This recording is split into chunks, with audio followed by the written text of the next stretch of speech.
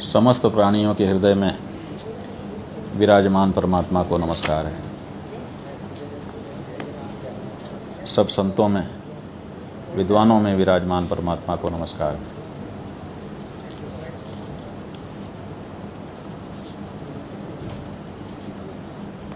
बड़े दुख का विषय है कि भारत की भूमि पर भारत की संस्कृति के विरुद्ध आचरण कदम कदम पर अब दिखाई देने लगे हैं। अभी हम लोग चातुर्मास्य के लिए मुंबई आए। पुराना ये शहर है, मुंबा देवी भगवती के नाम पर बसा हुआ शहर है। मुंबा और आई दोनों को मिलाने से मुंबई बना था, और वो मुंबई तो है आज, लेकिन वो माँ की जो संवेदना है उसको कहीं न कहीं तिरोहित किया जा रहा है, हटाया जा रहा है। एक माँ अपने सब बच्चों से प्यार करती है। ये बच्चा कमा के लाता है, बड़ा समझदार है, इसलिए मैं इससे ही प्यार करूँगी, ऐसा किसी माँ के द्वारा सोचा गया हो आज तक कहीं उदाहरण नहीं मिलता है। कमाने वाला, समझ लेने वाला, अच्छे से व्यवहार करने वाला, आज्ञा का पालन करने वाला जितना माँ को प्यारा होता है, उतना ही न कमाने वाला और असावधान रहने वाला बच्चा भी प्यारा होता है। और इसी बात को, माँ के इसी हृदय को लेकर के भारतीय संस्कृति का निर्माण हुआ, जिसमें सब प्राणियों के लिए अपार करुणा और स्नेह सम्मिलित था। यही कारण है कि महात्मा गांधी ने जब प्रवचन किया तो उन्होंने क्या कहा? उन्होंने कहा, किसी देश की संस्कृति कितनी विकसित है, अगर इस बात को आप जानना चाहते हैं तो वहाँ के पशु पक्षियों को देखो। अगर पशु पक्षी वहाँ पर प्रसन्नतापूर्वक जीवन यापन कर रहे हैं, इसका मतलब है कि उस देश की संस्कृति बहुत ऊंची है। ये विचार कि सारी दुनिया मनुष्य के लिए बनाई गई है, इसलिए मनुष्य को अधिकार है कि वो पहाड़ को चाहे तो तोड़ करके मैदान बना दे, वो नदी को चाहे तो बांध करके जहाँ चाहे वहाँ मोड़ दे, वो चाहे तो किसी पशु पक्षी को काट करके खा ले, ये अधिकार नहीं दिया गया है। भारतीय संस्कृति में कम से कम इसको स्थान नहीं। लेकिन ये जो मनुष्य मात्र के लिए पूरी सृष्टि बनाई गई है, ऐसा विचार अब भारत में भी आता दिखाई दे रहा है, और इसीलिए मुंबई जैसा शहर भी बदल रहा है। क्या बदलाव हुआ? देखिए, यही मुंबई है जहाँ पर लोग सनातन धर्म के शास्त्रों के अनुसार जीवन यापन करते हुए रहते थे। सनातन धर्म में क्षेत्र देवता का निवास और उसकी पूजा का विधान बताया गया है। इसीलिए जिस क्षेत्र में हम रहते थे वहाँ पर एक न एक देवी देवता को हमने स्थापित किया और कहा, ये देवता ही इस क्षेत्र के अधिदेवता हैं। जैसे मुंबई, यहाँ मुंबा आई, मुंबा देवी वो क्षेत्र देवता बन करके बैठी, और इसी तरह से अन्य क्षेत्रों में भी हम करते हैं।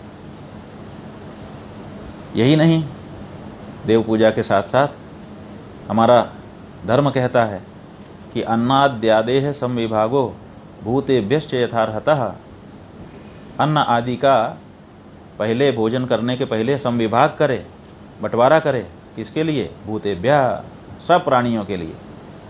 चींटी के लिए आटे का चूरा डाल दिया जाता है, चींटों के लिए गुड़ का टुकड़ा डाल दिया जाता है, चीनी का बुरादा डाल दिया जाता है। कुत्ते के लिए, कौवे के लिए, कबूतर के लिए कच्चे दाने डाल दिए जाते हैं, और बलि वैश्वदेव के द्वारा सब देवताओं का तर्पण किया जाता है, अतिथि का सत्कार किया जाता है, और तब जाकर के कोई सनातनी स्वयं भोजन करता है। पंचमहायज्ञ इसी को कहते हैं। अब ये पंचमहायज्ञ की जो परंपरा थी, उसको बम्बई के लोग पालन करते थे कि नहीं, इसका क्या प्रमाण है? तो हम आपको बताना चाहेंगे कि इसका प्रमाण यही है कि बम्बई में जगह जगह कबूतर खाने बने हुए हैं, बड़े बड़े, जहाँ हजारों कबूतर आकर के रोज़ दाना चुग जाते हैं। वो दाना चुगने कहाँ से आ गए? क्योंकि वहाँ रोज़ दाना डालने वाले आते थे। अब धीरे धीरे सनातन धर्म की जो भावना थी उसको सरकारें कमज़ोर करने लगी। अब इधर चातुर्मास्य के लिए जब हम मुंबई आए तो हमने सुना कि कबूतरों को दाना डालने से ही मना किया जा रहा है। अरे भाई, आप खुद अगर दाना नहीं डाल सकते किसी पशु पक्षी के लिए तो कम से कम जो डाल रहा है उसको रोको तो मत। इतना तो कम से कम होना ही चाहिए। लेकिन यहाँ की सरकार किसी विदेशी रिपोर्ट के आधार पर ये सुनिश्चित करके बैठ गई है कि इससे लोगों के स्वास्थ्य को खतरा हो रहा है। आप बताइए कि अगर स्वास्थ्य को खतरा हो रहा है तो कबूतर आज तो आए नहीं हैं मुंबई में। कबूतर तो मुंबई जब से बसी तब से यहाँ पर हैं और तब से उनको दाना डाला जा रहा है। और जब वो हमारा दाना चुगते हैं तो बीट तो करते ही हैं, बिना बीट किए दोबारा दाना खा लेते हैं। आप ये बताइए कि आपके रिकॉर्ड में निकालिए पूरा रिकॉर्ड 100 साल का, 200 साल का, 500 साल का, और बताइए कि मुंबई में कबूतर की बीट से कितने लोग मरे और कितने लोग बीमार हुए।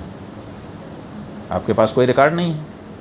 विदेश में कहीं पर कोई अध्ययन हो गया और आप उसकी रिपोर्ट को देख करके यहाँ पर लाखों लाख कबूतरों के जीवन को संकट में डाल दे रहे हैं। अरे आपको अगर कबूतर पसंद नहीं आ रहे हैं तो उनको विस्थापित करिए, योजना बनाइए, धीरे धीरे उनको एक सुरक्षित स्थान दे दीजिए, वहाँ पर वो आबाद हो जाएंगे। लेकिन उनका दाना बंद करके उनको मरने के लिए मजबूर कर देना, ये कबूतरों की हत्या है। और इससे पता चलता है कि भारतीय संस्कृति भारत से अब समाप्त हो रही है, पाश्चात्य संस्कृति आकर के यहाँ पर कब्जा जमा रही है।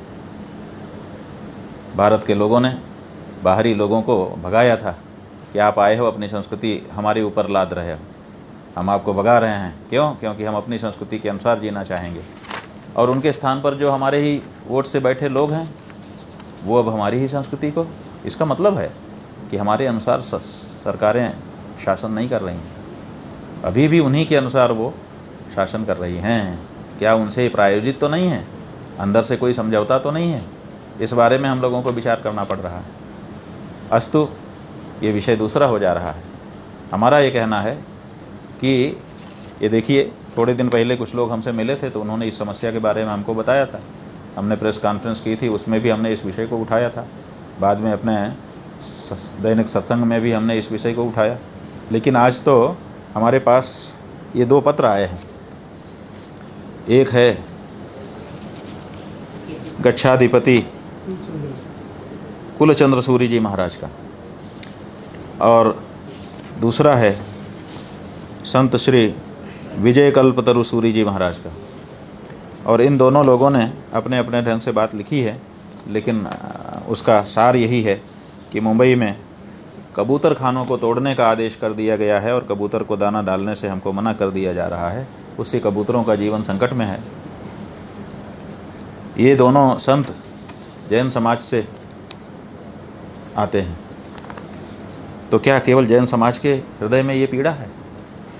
नहीं, ये कबूतर को केवल जैन समाज के लोग दाना नहीं डालते रहे हैं, ये हम हिंदुओं के द्वारा भी दाना डाला जाता रहा। और इसलिए ये उतनी ही पीड़ा जितनी जैनों की पीड़ा है, उतनी ही हमारे हिंदुओं की भी ये पीड़ा है कि हमारे पूर्वजों ने जिनको दाना डाल करके पोसा, आज उन्हीं को हमारे रहते तड़प तड़प करके भूखे मार डालने के लिए दबाव डाला जा रहा है। इसको स्वीकार नहीं किया जा सकता है। हम सभी सनातन धर्मियों से, उसमें जैन भी आ गए, उसमें हिंदू भी आ गए और उसमें दूसरे भी आ गए, कई रूप में अपनी पहचान लोग बना चुके हैं। उन सब से अनुरोध करना चाहते हैं कि आपकी जो भी पहचान आपस में हम लोग बना करके काम कर रहे हों, लेकिन हमारी असली पहचान तो भारतीय संस्कृति ही है ना। और भारतीय संस्कृति में सबको लेकर के, सबको सुखी करते हुए सर्वे भवन्तु सुखिनः की भावना व्यक्त की गई। तो जिस देश में कबूतर दुखी रहेगा उस देश में मनुष्य कैसे सुखी रह लेगा? अरे हम हिंदुओं को याद दिलाना चाहेंगे कि आप पुराण पढ़ो। आपका जो चक्रवर्ती राजा था शिवी, उसके सामने एक दिन एक कबूतर आकर के गिरा, पीछे एक बाज आया था, वो उसको झपट्टा मार करके खाना चाहता था। राजा ने कहा छोड़ दो, ये हमारे शरणागत है, इसको हमारे सामने तुम नहीं मार सकते हो। बाज ने कहा हमें क्या दिक्कत है, हमें तो भूख लगी है, हमें आप भोजन दे दीजिए, अपना मांस काट करके दे दीजिए, हम उसी को खा करके पेट भर लेंगे। राजा शिवी ने कहा कि बिल्कुल। तराजू लगाया गया, कबूतर की तौल का मांस काट करके शिवी ने दे दिया। कहते हैं वहाँ लिखा हुआ है कि कबूतर जो है वैसे हल्का नहीं था जितना समझा जा रहा था कि पाव 2 पाव का होगा। कबूतर के लिए शिवी के अंग पे अंग कटने लग गए और तब भगवान प्रकट हुए। कहने का मतलब ये है कि हमारे यहाँ का राजा इतना संवेदनशील होता था कि एक कबूतर को बचाने के लिए वो अपना मांस काट करके दे देता था। और आज के राजा कबूतरों को मारने के लिए, मर जाने के लिए मजबूर करने के आदेश पर चुप बैठे हुए हैं। ऐसा नहीं होना चाहिए। हम इस समय के जो हमारे मुख्यमंत्री महाराष्ट्र श्रीमान फडणवीस जी हैं, उनसे भी, जो हमारे 2 उप मुख्यमंत्री हैं उनसे भी, और समाज के जो भी प्रबुद्ध लोग हैं, संवेदनशील लोग हैं, उनसे भी, जीव दया के प्रति संवेदना रखने वाले संगठनों से भी, और एक एक भारतीय संस्कृति से प्यार करने वाले व्यक्ति से अनुरोध करना चाहते हैं कि ये अनर्थ मत होने दीजिए, कबूतरों को इस तरह से मरने के लिए मत छोड़िए, बहुत बड़ा पाप होगा और उसकी भरपाई नहीं की जा सकेगी। हाँ, अगर इससे कोई समस्या है, पहली बात तो ये है कि विदेशी शोध के आधार पर कोई निर्णय लिया जाना ठीक नहीं। इसलिए मुंबई के संदर्भ में यहाँ के वैज्ञानिकों की एक समिति बनाई जाए कि भाई उसका क्या यहाँ के मानव जीवन पर प्रभाव पड़ रहा है, उसका अध्ययन कर ले। 1 महीने में कर ले, 2 महीने में कर ले, 4 महीने में कर ले। इतना बड़ा निर्णय हमको लेना है, समय लगा करके अच्छे से इस बारे में हमारे वैज्ञानिकों के द्वारा अध्ययन हो जाए और उस अध्ययन के बाद जो ज़रूरी हो वो सब किया जाए। मनुष्यों का जो जीवन है वो भी हमारे लिए बहुत कीमती है। ऐसा नहीं है कि हम कबूतरों के लिए परेशान हैं और मनुष्यों के लिए परेशान नहीं है, केवल आप मनुष्यों के लिए परेशान हो। लेकिन हमारा ये कहना है कि मनुष्य के लिए सबको मार दिया जाए, ये बात ठीक नहीं है। इसलिए मनुष्य जीवित रहे, स्वस्थ रह करके, प्रसन्न रह करके जीवित रहे, उसके लिए भी हम तैयार हैं। इसके लिए एक अध्ययन यहाँ के वैज्ञानिकों के द्वारा किया जाना चाहिए। न्यायालय विचार कर रहा है, 7 तारीख को डेट पड़ी हुई है, ऐसा भी बताया गया। हम न्यायालय से भी अनुरोध करना चाहेंगे कि एक कमेटी फॉर्म कर दे जो शीघ्रातिशीघ्र इस बारे में अच्छा सा अध्ययन करके हमको बताए। केवल मुंबई की बात नहीं है, और भी जगह होंगे। अगर नुकसान होता होगा तो सब जगह के बारे में हम कोई एक देशव्यापी नीति बनाएंगे।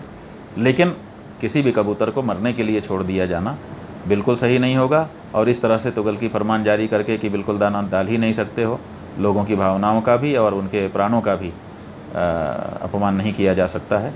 तो इस बारे में सबको सोचने की आवश्यकता है।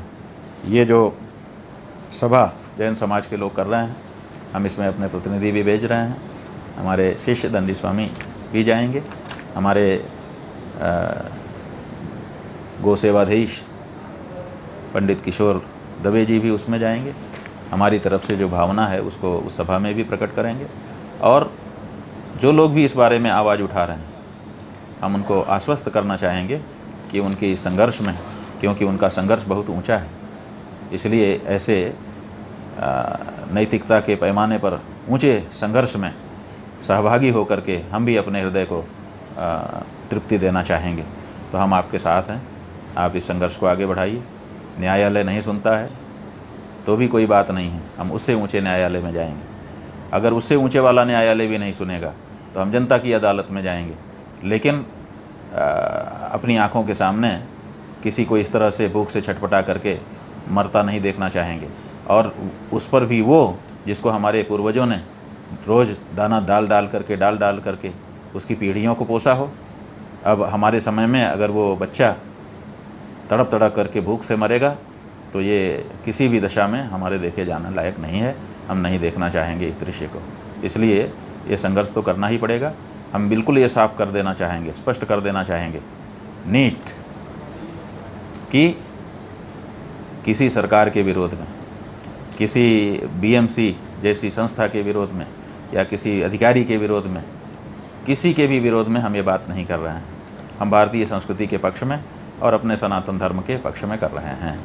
इसलिए इसमें कोई बुरा ना माने। और अधिकारीगण से भी हम अनुरोध करना चाहेंगे कि आप इसमें हमारी भावनाओं के साथ जुड़ करके सहयोग करिए, क्योंकि आप भी हमारे ही घर के हैं। ठीक है, नौकरी करने के लिए कहीं पर भी खड़े होकर के अपना काम आप कर रहे हैं, लेकिन आपका जो हिंदुत्व है, आपकी जो धर्म भावना है, भारतीय संस्कृति के प्रति आपके हृदय का जो असीम प्यार है, वो कहाँ चला जाएगा। तो उसको तो आप बनाए ही रखेंगे। तो सबसे हम सहयोग की अपेक्षा कर रहे हैं, किसी के विरुद्ध कोई बात नहीं कह रहे हैं, लेकिन बड़ी गंभीरता से कह रहे हैं कि इस बात को सुनिए। नारायण।